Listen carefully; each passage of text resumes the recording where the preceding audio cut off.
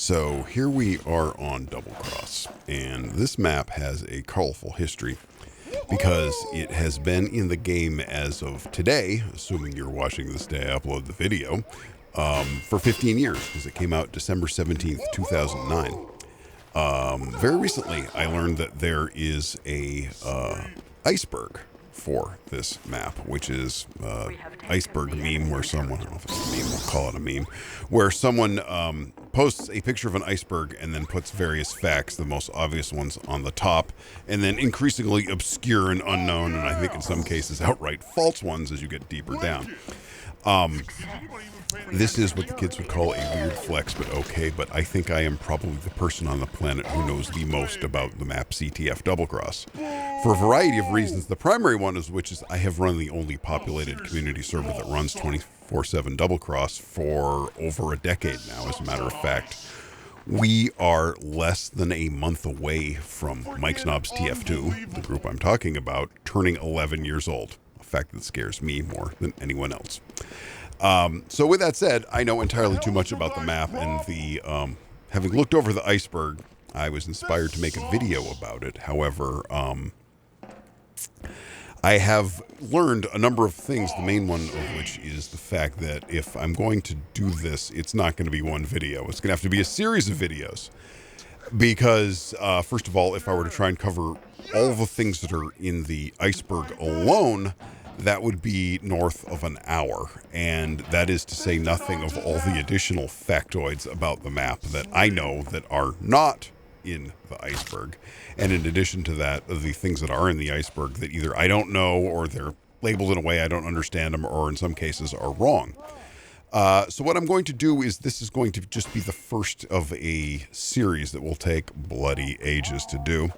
And the first one I'm going to do is the top layer of the iceberg, oddly enough, and there's only 6 items in it.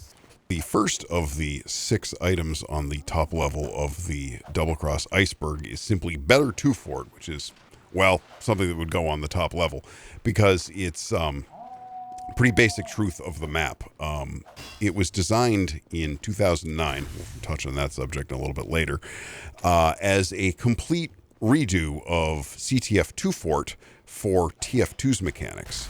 2 Fort goes all the way back to the original Quake mod, and arguably you could even say it goes back to the Doom 1 and 2 engine, because there is a map for Doom 1 or Doom 2, they're basically the same engine, that looks a lot like 2 Fort, though I don't believe it's a multiplayer CTF level. I'm not sure what it is, and that's plausible but not confirmed that it's the inspiration for the Quake mod 2 Fort, but at minimum 2 Fort goes back to the original Quake engine.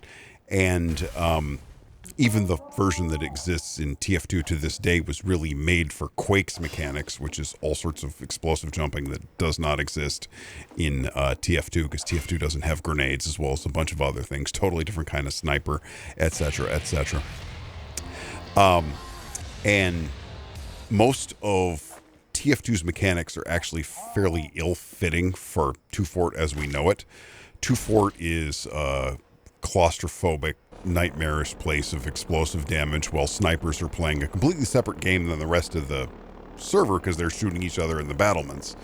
And often, particularly on high-population servers with 32 or more players, there's a fight going on in the sewer that is completely separate from whatever's happening in the rest of the map. And while I'm not going to deny that isn't the primary way that most people who want to play TDM on TF2 go about doing so, it's very clear that 2 Fort was meant for a completely different game. Doublecross fixes most of the problems that exist with 2 Fort, though I will admit it does introduce some of its own. Sniper is kind of a pain in the ass on 2 Fort, but you just know how to stay out of the places he's looking.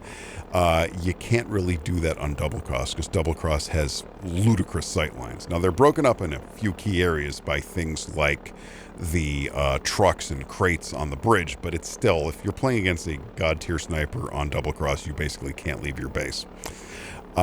Explosive classes are much less of a problem on Doublecross, because most things are much more open, and a demo can still be quite powerful within his base, or if he's made it into yours. It's not the same thing as 2 Fort, where One demo can control an entire sewer. The second item on the list is both incredibly simple and rather difficult because it's just the name of the Valve employee who made the Doublecross map.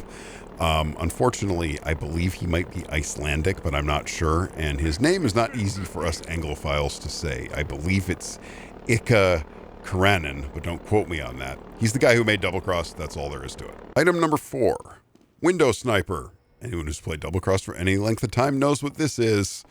It used to be something we called out specifically on mic snobs in the early days, and now we deal with it by having a banana, which is borrowed from MVM Manhattan, in the window, which prevents anyone from occupying it.